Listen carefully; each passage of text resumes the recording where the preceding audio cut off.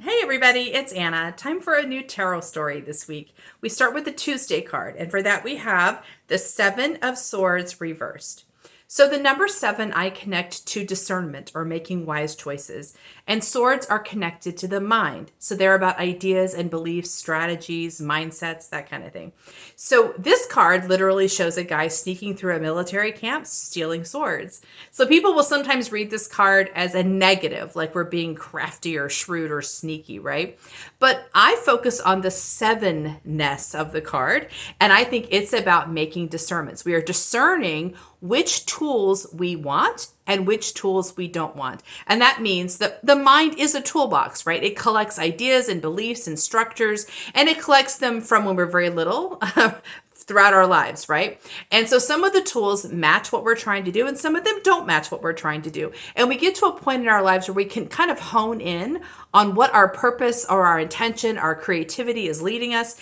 And then we get rid of anything that's in the way of that, right? So upright, I think this card is about discerning where am I trying to get to, getting rid of things that are in the way of that. So the mind is very practical. When it's given a chance to function under good leadership, the mind's very practical. You don't need that. That doesn't work. That's kind of weighing us down. You get rid of the tools you don't need. But this card came to us reversed.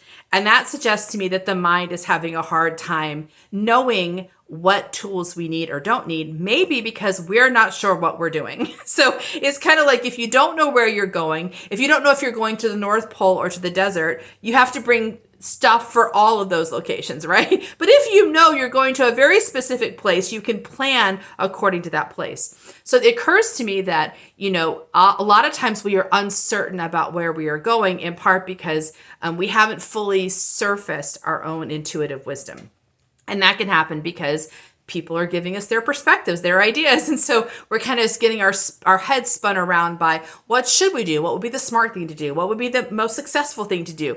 Instead of what is the thing I want to do? Because that's the real question. Our intuition speaks to us through our own desires. That can be through the desire of the mind, the heart, or the body. But there's a place that your intuition speaks to you, and learning how to listen to that voice and then letting that become your compass is the key. And until we surface that voice, the mind is not sure where we are going. So it doesn't know what tools we need. So really this question here is not we work harder. I don't think the answer here is to work harder at sorting through our tools.